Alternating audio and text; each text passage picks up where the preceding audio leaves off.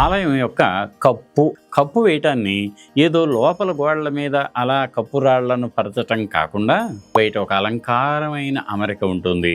దాన్ని ఏమంటామో తెలుసా? మనం పరస్థరం అంటాం. దాన్ని సంస్కృతంలో లోప వితానము అని కూడా అంటారు.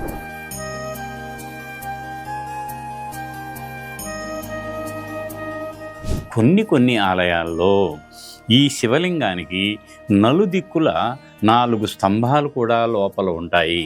అదిగో ఆ స్తంభాలు అలా అమరి ఉండే విధానం మనం శ్రీశైలం, మీరు ఎన్నోసార్లు శ్రీశైలం చూసి ఉంటారు. స్పర్శ దర్శనం కూడా చేసి ఉంటారు కదా. మీరు ఎప్పుడైతే స్పర్శ దర్శనానికి పొంగుతారో అక్కడ మీకు చుట్టూ 4 స్తంభాలు కనిపిస్తాయి.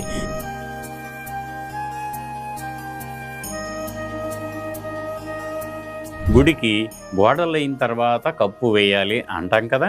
ఇదిగో ఇప్పుడు దూలం మీద మళ్ళీ మనకి కోనవట్టం మీద సదరవట్టం అమరికపై కప్పు రాయిని పెడతారు. ఒకే ఒక రాయి ఉంటుంది.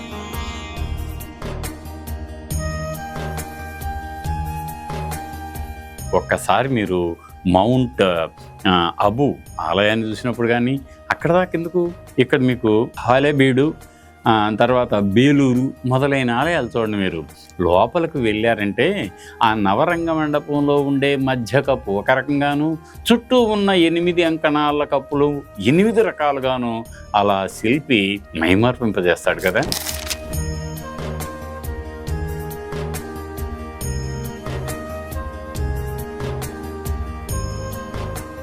ఒక్కొక్క వరుసగా మనం కప్పును అమరుస్తున్నాం. అందుకని దీన్ని అన్ని వరుసల కలగలుపుని కలిపితే మనం ఏమంటాం? పరస్థరం అంటాం.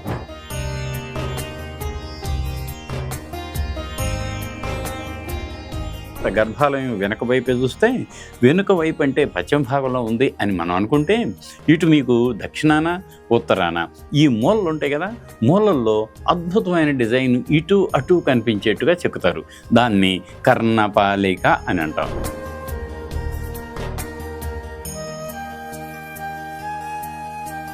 మనం వెనక నుంచి దేవాలయాన్ని కనుక అలా చూస్తే కప్పు మీద కింద గోడ మీద ఏదైతే మీకు పాదాలు ఉంటాయో, కోష్టం ఉంటుందో, ఈ స్తంభానికి మధ్య ఖచ్చితంగా సెంటర్ లైన్కు పైన ఒక రకమైన అలంకారం ఉంటుంది.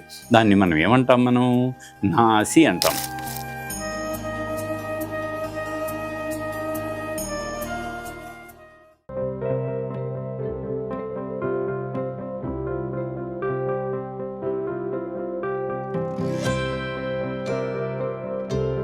టీవీ ప్రేక్షకులకు నమస్కారం. గుడి గోపురం శీర్షికన ఈరోజు మనం ఆలయం యొక్క కప్పు అంటాం. మనం కప్పు అని మామూలుగా మనం అంటాం. ఏమిటంటే, మనం కట్టుకుంటూ వచ్చేటప్పుడు ముందుగా ఉపపీఠం, అధిష్టానం, పాదవర్గం అంటే గోడల వరకు పైకి వచ్చిన తర్వాత దానికి మనం కప్పు వేయాలి కదా. కప్పు వేయటాన్ని ఏదో లోపల గోడల మీద అలా కప్పు రాళ్లను పరచటమే కానీ మామూలుగా పరచడం కాకుండా, మరి దానికి ఆ గోడల వెలుపల చుట్టూ లోపల కప్పు ఉంటుంది, కానీ బయట ఒక అలంకారమైన అమరిక ఉంటుంది. దాన్ని ఏమంటామో తెలుసా? మనం పరస్థరం అంటాం. ఇదిగో ఈరోజు ఆ ప్రస్తరాన్ని గురించి చెప్పుకుంటున్నాం. ప్రస్తరం అంటే ఏమిటి? కప్పు అంటాం. దాన్ని సంస్కృతంలో లోప వితానము అని కూడా అంటారు. అయితే ఈ గర్భాలయం మీద గోడలు 3 వైపులా కట్టుకుంటాం. తర్వాత 4వ వైపు ఏమో ద్వారం ఉంటుంది. దీనిపైన కప్పు రావాల్సి ఉంటుంది. ఆ కప్పుని ఎలా చేస్తారు అంటే, ముందుగా లోపలికి సంబంధించిన విషయం మీకు చెబుతాను. ఒక్కొక్కసారి ఎలా ఉంటుందంటే, గర్భాలయంలో మధ్యలో మనం మూలమూర్తిని ఎక్కడ పెడతామో అది లింగం కావచ్చు, లేక శిల్పం కావచ్చు. కొన్ని సందర్భాల్లో మాత్రం గోడ కంప్లీట్గా చదరంగాను, లేక దీర్ఘచదరంగాను, లేక ఆయతాశ్రంగాను ఉండటం అనేది ఆలయాలు చూసినా మీ అందరికీ తెలిసిన విషయమే. ఈ సందర్భంగా మనం పేర్కోవాల్సిన ఏమిటంటే, కొన్ని ఆలయాల్లో ఈ శివలింగానికి నలుదిక్కుల 4 స్తంభాలు కూడా లోపల ఉంటాయి. అదిగో ఆ స్తంభాలు అలా అమరి ఉండే విధానం మనం చాళుక్యుల కాలంలో చూస్తాం. ఇంకా ఆ తరువాత కాలంలో కూడా కొనసాగాయి. ఎక్కడ దాకా ఎందుకు? శ్రీశైలం, మీరు ఎన్నోసార్లు శ్రీశైలం చూసి ఉంటారు. స్పర్శ దర్శనం కూడా చేసి ఉంటారు కదా. మీరు ఎప్పుడైతే స్పర్శ దర్శనానికి పొంగుతారో అక్కడ మీకు చుట్టూ 4 స్తంభాలు కనిపిస్తాయి. ఇదే అమరిక మహానందిలో ఉంటుంది. ఇదే అమరిక అలంపూర్లో బాదామి చాళుక్యులు నిర్మించిన నవబ్రహ్మేశ్వరాలయాల్లో కూడా ఉంటుంది. మరి అదే అమెరికా అంటే ఈ శివలింగం చుట్టూ 4 స్తంభాలు, ఆ స్తంభాలపైన ఒక రకమైన కప్పు, దాని అమెరిక తీరు వేరు. అది మనం వెళ్ళి చెప్పుకుందాం. ఇలా ఈ 4 స్తంభాలు ఉండేది ఇక్కడే కాదు, మీరు కేదార్నాథ్ దేవాలయానికను మరి మన తెలంగాణలోనూ ఆంధ్రప్రదేశ్లోనూ ఉన్న దేవాలయానికి దాదాపుగా ఏమాత్రం సంబంధం లేని మాట నిజం. కానీ నిర్మాణ క్రమాన్ని శిల్పశాస్త్రాలు ఎలా అందించాయో ఆ విధానాన్ని, అంటే మెథడాలజీని అటు దక్షిణ భారతదేశం, మధ్య భారతదేశం, ఉత్తర భారతదేశం కూడా ఆలయ శైలులు మార్పు ఉంటాయి, కానీ నిర్మించే విధానం, తీరు అంతా కూడా సాంకేతికంగా ఒకే రకంగా నిర్మించటం జరుగుతుందన్న విషయం నిజం.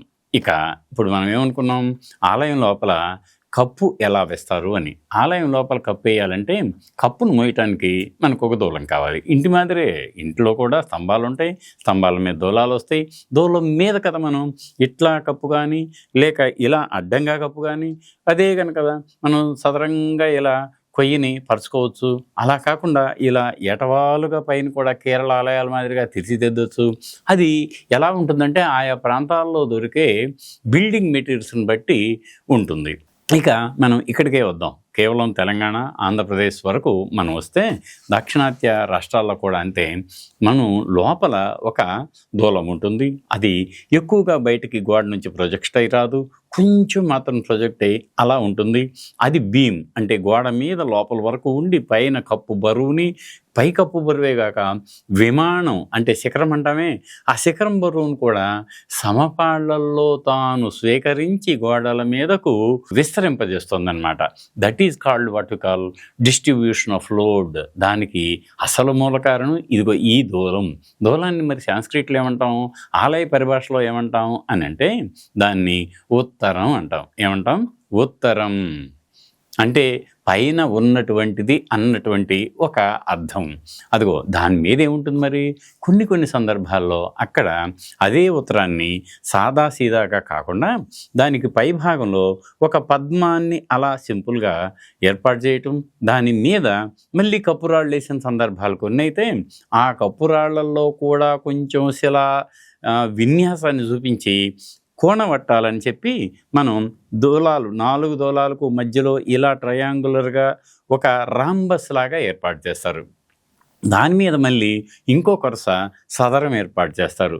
దీన్ని కింద దాన్నేమో కోణాకారంగా ఉంది కాబట్టి కొనవట్టం అంటాం, దాని మీద మళ్ళీ ఒక సదరం వస్తుంది కాబట్టి దాన్ని సదరవట్టం అంటాం. ఇదిగో ఇక్కడ అసలు కథ ప్రారంభమవుతుంది. ఏమిటా కథ అంటే మనం ప్రారంభంలోనే చెప్పుకున్నాం, గుడికి గోడలైన తర్వాత కప్పు వేయాలి అంటాం కదా. ఇదిగో ఇప్పుడు దూలం మీద మళ్ళీ మనకి కోనవట్టం మీద సదరవట్టం అన్న ఒక సదరపు అమరికపై కప్పు రాయిని పెడతారు. ఒకే ఒక రాయి ఉంటుంది, కొన్ని సందర్భాల్లో 2-3 కూడా ఉంటాయి. కింద ఉన్నటువంటి గర్భగృహ విస్తారాన్ని అనుసరించి ఆ పైన కప్పే రాయి కూడా సాధారణంగా ఇలా సాధారణంగా ఉండదు. దాంట్లో మీకు ఒక్కొక్కసారి పద్మదళంతోనూ ఒక్కొక్కసారి ఇంకా రకరకాల డిజైన్లు ఉంటాయి అన్నమాట దాంట్లో. అంటే ఈ జామెట్రికల్ డిజైన్స్ ఉంటాయి, పాములతో అలంకరించబడి ఉంటాయి, రకరకాల విన్యాసాలతో అలంకరించబడి ఉంటాయి. ఒక్కసారి మీరు మౌంట్ అబు ఆలయాన్ని చూసినప్పుడు కానీ అక్కడ దాకెందుకు, ఇక్కడ మీకు హాలేబీడు, తర్వాత బేలూరు మొదలైన ఆలయాలు చూడండి. మీరు లోపలికి వెళ్ళారంటే ఆ నవరంగ మండపంలో ఉండే మధ్య కప్పు ఒక రకంగాను, చుట్టూ ఉన్న 8 అంకణాల కప్పులు 8 రకాలుగాను అలా శిల్పి తన కల్పనా చాతుర్యాన్ని ఉలితో రంగరించి అద్భుతమైన శిలాకృతులను, శిల్పాన్ని తీర్చిదిద్ది సూపర్లను మైమార్పింపజేస్తాడు కదా. అది మీరు ఇప్పటికే కొన్ని చూసి ఉంటారు. ఇక మనం కప్పును మూసిన తర్వాత ఏమవుతుంది, ఇక మళ్ళీ బయటకు వద్దాం. ఇక లోపల సంగతి చెప్పుకున్నాం కదా. బయట ఎలా ఉంటుందంటే ఇదిగో ఏ ఉత్తరం లేక దూలం అని లోపల అనుకున్నాము, బయట కూడా అదే మట్టానికి మరొక రకమైనటువంటి, అంటే అదే రకమైనటువంటి దూలం కొద్దిగా బయటకు వచ్చి ఉంటుంది. ఆ దూలం మీద మరొక వర్గం ఉంటుంది. దాన్ని ఏమంటామంటే ఏళ్ళుదాకం అని అంటారు. అది తమిళ్ మాట, కానీ మనకి సాంస్క్రిట్లో వలభి అంటారు. ఎళుదకం లేక వలభి. ఇది ఎలా ఉంటుంది అని అంటే, ఇలా సాధారణంగా ఇలా ఉండే దాని మీద మరో పద్మాకారం, అధో పద్మాకారం ఉంటుందన్నమాట. ఈ అధోక పద్మాకారంలో ఉన్నటువంటి వర్గం అంటాం మేము దీన్ని. మౌల్డింగ్ని వర్గం అంటాం. దాని మీద కొన్ని సందర్భాల్లో పావురాలు వచ్చి చేరుతూ ఉంటాయి, అలా నిలబడతాయి. అందుకని దీన్ని ఏమన్నారు తెలుసా? దాని మీద అమర్చేటటువంటి ఒక అమరికను కపోతం అంటారు. కపోతం అంటే దీని కింద హాయిగా పావురాలు వచ్చి సేద తీరుతాయో దాన్ని కపోతం అని అంటాం. అది కొన్ని సందర్భాల్లో ప్లెయిన్గా ఉంటుంది. కొన్ని సందర్భాల్లో ఇలా గోపానం అంటే ఒక ఆవు ఎక్కడికైనా నదీ తీరానికి వెళ్ళి అలా నీళ్లు తాగేటప్పుడు దాని మెడ ఎలా వంగి ఉంటుందో అదిగో అదే ఆకారంలో తీర్చిదిద్దబడి ఉంటుంది. దాన్ని గోపానం అని అంటారన్నమాట. ఈ కప్పు అలా రూపు తీసుకుంటుంది. ఇక మరి దాన్ని అది ఆ సెల్ఫ్ వెయిట్ మీద నిలబడినా కొంత కౌంటర్ వెయిట్ కావాలి కదా. అదిగో ఆ కౌంటర్ వెయిట్ని ఏమంటామో తెలుసా? మనం వేళ వర్గం అని అంటాం. వేళం అంటే ఏమిటి? సాధారణంగా వేళం అంటే ఒక మిథికల్ మాయాజనిత సర్పం లేక పాము అని అర్థం. మరొక అర్థంలో వేళం అని అంటే సింహం, ఇంకా మత్తేభం, ఇంకా శార్దూలం. ఇదిగో ఈ 3 కలగలిసినటువంటి ఒక కల్పిత ఆకారమే వేళం. ఇది మనం చిత్రంలో చూద్దాం. ఇలా ఈ గోపానం కానీ లేక ప్రస్తరం కానీ అయిన తర్వాత మీకు వచ్చేటువంటి వర్గం పేరు వేళ వర్గం అని అంటాం. దాని మీద మకరం, వేళం అలాంటి ఆకారాలని ప్రతి అనే వర్గంలో తీర్చిదిద్దుతాం. ఆ 4 కలిపి ప్రతి వర్గం అంటాం. ఏమిటి ఆ 4? అలింగ, అంతరి, వాజనం, ప్రతి. ఆ ప్రతి అనేది పైన ఉంటుంది. అది ఆ పైన ఉండేటువంటి ఒక వరుస మీద ఇదిగో నేను చెప్పినట్టుగా మకరాలు, కార్నర్లోకి వచ్చేదానికి ఈ మకరం ఆ మకరం కలిసినట్టుగా ఒక్కొక్కసారి మధ్యలో కింద ఉండే స్తంభాలను బట్టి మకరాల సంఖ్య కూడా మారుతూ ఉంటుంది. ఇక దాన్ని ప్రతి వర్గం అని అన్నాం కదా. అలా కాకుండా విజయనగర కాలం వచ్చేతలకి సింపుల్గా మళ్ళీ అక్కడ ఒక అధోపద్మం, దాని కింద ఒక కంఠం ఏర్పాటు చేసి దాన్ని ఏం చేశారంటే వేళవర్గం అనే పిలిచారు. అయితే ఇక్కడ మనం చెప్పుకోవాల్సింది ఏమిటంటే, అసలు ఈ అలంకారాలు చేస్తారు దీని మీద. మనం ఇందాక ఏమనుకున్నాం? దీన్ని కప్పు అన్నాం కదా. సాంస్క్రిట్లో ప్రస్తరం అంటారు. తరం, ప్రస్తరం. తరం అంటే ఏమిటి? ఒక వరుస, ఒక లేయర్. మనకు తెలుసు కదా, భూమి తరాల్లో అని అంటాం, భూమి స్తరాల్లో అని కూడా అంటాం కదా. ఒక వరుస అని అర్థం. ఇక్కడ కూడా ఒక్కొక్క వరుసగా మనం కప్పును అమరుస్తున్నాం. అందుకని దీన్ని అన్ని వరుసల కలగలుపుని కలిపితే మనం ఏమంటాం? ప్రస్తరం అంటాం. సాదం, ప్రసాదం, వర, ప్రవర. ఇలా ఎలా కొంచెం విశేషణాన్ని జోడిస్తున్నామో ఈ కప్పు కూడా అన్ని వర్గాలు కలిపినటువంటి ఒక కప్పు అనే విశేషణాన్ని మనం అర్థవంతంగా చెప్పుకోవడానికి ప్రస్తరం అని పిలుస్తాం. శిల్పశాస్త్రాల్లోనూ ఆగమ శాస్త్రాల్లోనూ మనం ఈ కప్పు భాగాన్ని ప్రస్తరం అని ప్రత్యేకంగా చెప్పుకుంటాం. ఆ ఏర్పాటు చేసే విధానాన్ని లోప విధానం అని అంటాం. ఇదిగో ఇది ప్రస్తరాన్ని గురించి సంక్షిప్తంగా మనం తెలుసుకోవాల్సిన విషయం. ఇక అలంకారాలకు వద్దాం. ఇంతకుముందు మనం గోడల మీద వచ్చేటువంటి అలంకారాలన్నింటి గురించి కూడా బాగా చెప్పుకున్నాం కాబట్టి ఇప్పుడు మరి ప్రస్తరం మీద ఎక్కడెక్కడ అలంకారాలు వస్తాయి అని అంటే, ఉత్తరం మీద దాదాపుగా అలంకారాలు ఉండవు, కానీ కొన్ని సందర్భాల్లో అలంకారాలు ఉంటాయి. ఎక్కడుంటాయంటే కొన్ని సందర్భాల్లో అక్కడ మీకు భూతాలు ఇలాంటి వాటిని పెడతారు. ఇంకా దాని మీద వచ్చేటువంటి వలభి, ఆ వలభి మీద కూడా కొన్ని సందర్భాల్లో పావురాలు అప్పటికే వచ్చి వాలి వరుసదీర్ణాయా అన్నట్టుగా ఒకదాని ఒకటి పావురాలను చెక్కుతారు. దక్షిణ భారతదేశంలో మీరు ఏ ఆలయానికన్నా వెళ్ళండి, ప్రదక్షిణం చేసేటప్పుడు హాయిగా ఆ గోడ మీద ఉన్నటువంటి కుడ్య అలంకారాలతో పాటు ప్రస్తరం కింద నేను చెప్పినట్టుగా దూలం పైన అమరి ఉన్న ఆ వలభి అనేటువంటి ఒక వరుస పైన ఉన్నటువంటి అలంకారాలను చూడండి. కపోతాలు కనిపిస్తాయి మీకు హాయిగా. దాంతో కపోతాలు లేకుండా కొన్ని సందర్భాల్లో అలా నానుదల్ అంటారు. అంటే ఇలా వంకర తిరిగిన ఒక అమరిక చిన్నగా ఉంటుంది, ఎక్కువ ఉండదు అనమాట. ఎందుకంటే అది ఖాళీగా ఉండకుండా అందంగా కనిపించడానికి శిల్పి తన కల్పనా చాతుర్యాన్ని అక్కడ మనకి కనిపించేట్లుగా చేస్తాడు. మరి దాని మీద ఏమొస్తుంది అంటే, మనం ప్రస్తరం అన్నాం కదా, కపోతం అన్నాం కదా. కపోతం ఒక్కొక్కసారి అలా సింపుల్గా ఉంటుంది, ఇలా వాలినట్టుగా. కొన్ని సందర్భాల్లో దానికి కింద నావడ ఇలా వచ్చి మళ్ళీ కొంచెం ఇలా వచ్చి అలంకారంగా ఉంటుంది. ఈ అలంకారం కింద కూడా 2 వరుసల్లోనూ ముత్తుమాల అంటారు. ముత్తుమాల అంటే ముత్తు అంటే ఏమిటి? ముత్యం. ఇలా ముత్యాలు వరుసగా మరిస్తే ఒక దండ ఏర్పడుతుంది.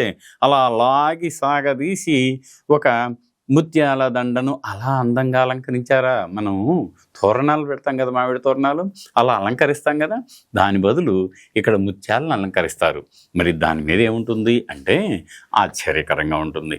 మీకు మూల అంటే ప్రతి చోట గర్భాలయం వెనుక వైపే చూస్తే, వెనుక వైపు అంటే పశ్చిమ భాగంలో ఉంది అని మనం అనుకుంటే, ఇటు మీకు దక్షిణాన ఉత్తరాన ఈ మూలలు ఉంటాయి కదా, మూలల్లో అద్భుతమైన డిజైన్ ఇటు అటు కనిపించేట్టుగా చెక్కుతారు. దాన్ని కర్ణపాలిక అని అంటాం. ఏమంటాం? కర్ణపాలిక అంటాం. ఈ కర్ణపాలికలో కర్క్ డిజైన్ అంటారు తమిళ్లో.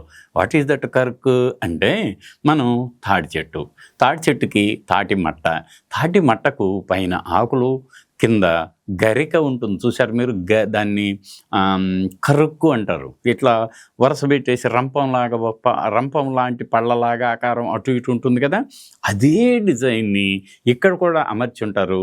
మధ్యలో హాయిగా ఒక నేత్రం లాంటిది ఉంటుంది, దాంట్లో మళ్ళీ జామెట్రికల్ డిజైన్స్ ఉంటాయి. మళ్ళీ కిందకు వస్తే ఒక ఆకే ఇలా అమరి ఉందా అన్నంత ఆశ్చర్యంగా మనకి కనిపించేటువంటి డిజైన్లు ఉంటాయి. మరి మధ్యలో ఏముంటాయి? మనం వెనక నుంచి దేవాలయాన్ని కనుక అలా చూస్తే, కప్పు మీద కింద గోడ మీద ఏదైతే మీకు పాదాలు ఉంటాయో, కోష్టం ఉంటుందో, ఈ స్తంభానికి మధ్య ఖచ్చితంగా సెంట్రల్ లైన్కు పైన ఒక రకమైన అలంకారం ఉంటుంది. దాన్ని మనం ఏమంటాం? మనం నాసి అంటాం. ఈ నాసి అంటే ఏమిటి? ముక్కు. మనకు నాసి అంటే ముక్కు అని కాదు ఇక్కడ దాని అర్థం. మనకి శిఖరం మీద వచ్చేటువంటి ఒక అలంకారాన్ని మన ముఖానికి నాసి ఎంత అవసరమో, ఆలయానికి కూడా మనం దేవాలయం ప్రోక్త అని అన్నాం కదా. మనిషి రూపం ఎలా ఉంటుందో, మనిషికి ఉండే అంగాలు ఉపాంగాలు ఎలా ఉంటాయో ఆలయానికి కూడా అలాగే ఉంటాయని మనం ముందు నుంచి చెప్పుకుంటూ వస్తున్నాం. ఈ సందర్భంగా ఈ నాసి అంటే ఏమిటి? నిజంగా నాసి అనేది కేవలం ఆలయ శిఖరం మీద మధ్యలో నలువైపులా ఉంటుంది. దాంతోపాటు కింద ఎక్కడ ప్రస్తరం వస్తుందో, ప్రస్తరంలో ఇదిగో ఈ స్తంభాలు, మన కింద పాదం అంటామే, ఈ స్తంభాలు ఎక్కడ ఉంటాయో దానికి సెంటర్లో కూడా అదే రకమైన అమరిక చిన్నగా ఉంటుంది. అందుకని మనం వాటిని ఏమన్నామంటే రకరకాల నాసులు అంటాం. ఈ నాసి అమరిక ఎలా ఉంటుంది అంటే, మధ్యలో ఇలా పైన ఒక చిన్న దీర్ఘచతురాకారం, అటు నుంచి ఇలా ఒక అమరిక, కింద మళ్ళీ కొన్ని సందర్భాల్లో మకరం, ఆ పైన కీర్తిముఖం మధ్యలో మళ్ళీ మనకు ఒక సందు వస్తుంది కదా. ఆ సందులో మనుషుల బొమ్మలు, దేవతల బొమ్మలు, భూతగణాల బొమ్మలు, కొన్ని సందర్భాల్లో కిన్నర కింపురుష. ఎవరి కిన్నరులు, ఎవరి కింపురుషులు? కిన్నరులు, కింపురుషులు. ఆశ్చర్యంగా ఉంటుంది. కిన్నరి అంటేనేమో పక్షి మనిషి కలిపినటువంటి ఒక ఆకారం. అలాగే ఇటు మగ అటు ఆడ, ఈ 2 రకాలైనటువంటి కల్పిత ఆకారాలని అక్కడ మధ్యలో చూపిస్తాడు. ఎందుకు అంటే, ఆలయం చుట్టూ తిరిగేటప్పుడు కొన్ని సందర్భాల్లో ఆ దైవ చింతనతో పాటు భక్తి తత్వాన్ని ఇనుమడించడం కోసం భారత భాగవత రామాయణాది దృశ్యాలన్నీ అక్కడ ఉన్నాయి కదా. ఇక్కడ వాటికే సంబంధించిన అనుచరగణం అని అంటాం మనం. ఖేచరులు అంటాం. వాళ్ళు ఎప్పుడు పైకి ఎగురుతూనే ఉంటారు, గంధర్వులు. అదిగో అలాంటి వాటిని కూడా అక్కడ అలంకరింపజేస్తారు. ఈ విధంగా మనం ఒక ప్రస్తరం అనేదాన్ని, లేక ఆలయ గోడలపైన వచ్చేటువంటి కప్పు అనే ఒక భాగాన్ని గురించి ప్రస్తుతం చెప్పుకున్నాం. అయితే ఇది కేవలం గర్భాలయానికి, అదే రకంగా అర్ధమండపానికి, ఇంకా సావకాశ మండపానికి అలాగే కొనసాగుతుంది. అది భూమట్టానికి సమాంతరంగా. మరి మండపం వచ్చినప్పుడు రూపు మార్చుకుంటోంది. మండపం వచ్చినప్పుడు ఎలా ఉంటుంది? ఇది పొందదు. ఎందుకు పొందదు? ఈ గర్భాలయం యొక్క పాదవర్గం కంటే మండప స్తంభాలు ఎత్తుగా ఉంటాయి. మరి ఎత్తుగా ఉండే స్తంభాలకు కప్పు అమరికెలా? ఇది తీసుకెళ్తే కుదరదు, పొందదు. అందుకని ఏం చేశాడు తెలుసా శిల్పి? యుక్తి భుక్తి మాచరేత్ అని అనుకున్నాం కదా గతంలో. అలాగే శిల్పి ఏం చేశాడు అనుకున్నారు? మండపం ఇది ఓపెన్గా ఉండొచ్చు, కొన్ని సందర్భాల్లో క్లోజ్గా ఉండొచ్చు. మరి అలా ఓపెన్గా ఉన్నా క్లోజ్గా ఉన్నా పైన వర్షపు నీరు విశాలంగా ఉండేటువంటి ఆ సభామండపం, మహామండపం, రంగమండపం అన్నటువంటి ఒక నిర్మాణం పైన వర్షపు నీరు అలా జాలువారి బయటకు వెళ్ళాలి కదా. రెండోది అదే కాకుండా అసలు ఈ కట్టడం కింద మహామండపం ఓపెన్గా ఉందనుకోండి, వర్షపు జల్లులు కనీసం 1 మీటరు అవకడ వర్షం పడినా లోపలికి గాలికి వస్తూ భక్తులకు ఇబ్బంది కలిగిస్తుంది కదా. అందుకని ఏం చేశారో తెలుసా, కింద ఆ అధిష్టానం యొక్క ఉపాన్నం కంటే బయట వర్షపు నీరు అలా జాలువారేట్లుగా ఈ కపోతాన్ని ఏర్పాటు చేస్తారు. అది మీరు విజయనగర కాలంలో నిర్మించినటువంటి మండపాలకు మీరు ఇలా చూసుకోవచ్చు. అంతకు ముందున్న మండపాలకు ఇలా యాంగులర్గా ఉంటుంది. చాళుక్య, అలాగే కళ్యాణి చాళుక్య, రాష్ట్రకూట, వీటన్నిటి కూడా మండపాలకి ఇలా ఏటవాలుగా ఒక అమరిక ఉంటుంది. ఆ తర్వాత విజయనగర కాలంలో ఇలా గోపానం మాదిరిగా అద్భుతమైనటువంటి అలంకారం ఉంటుంది.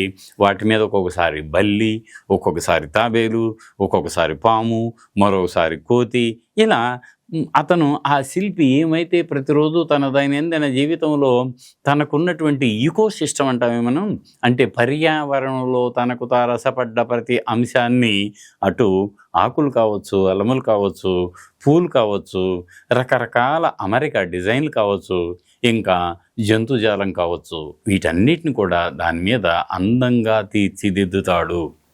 మరి ఈ ప్రస్తరం గర్భాలయం, అర్ధమండపం, సావకాశం మండపం అని అనుకున్నాం కదా మనం. మరి గోపురాలకు ఎలా ఉంటాయి? అదే రకంగా విడిగా మండపాలు 40 రకాల మండపాలు ఉన్నాయి కదా మనకి. ఆ మండపాలకు ఎలా ఉంటాయి? ఏ మండపాలు అవి? కళ్యాణ మండపం, శయన మండపం, ఉత్సవ మండపం, ఊంజల్ మండపం, నీరాళి మండపం, అలాగే 4 కాళ్ల మండపం. ఇలా సబ్జెక్టులోకి వెళ్తే అనేక రకాల మండపాలు ఉంటాయి. ఈ మండపాలన్నీ కూడా స్తంభాల ఆధారంగా ఏర్పాటు చేసినవే కానీ గోడలు ఉండవు వాటికి. మరి ఆ సందర్భంలో ఈ గర్భాలయానికి పెట్టిన ప్రస్తరం సూట్ కాదు. మరి ఏం చేస్తారు అప్పుడు? ఇందాక మనం అనుకున్నామే, ఈ మహామండపానికో, సభామండపానికో, నృత్య మండపానికో మనం అమర్చేటువంటి గోపానం అన్న రీతిలోనే ప్రస్తరాన్ని ఏర్పాటు చేస్తారు. ఇది సంక్షిప్తంగా ప్రస్తరం అన్నటువంటి ఒక విషయం, అంటే ఆలయ కప్పు భాగం. ధన్యవాదాలు.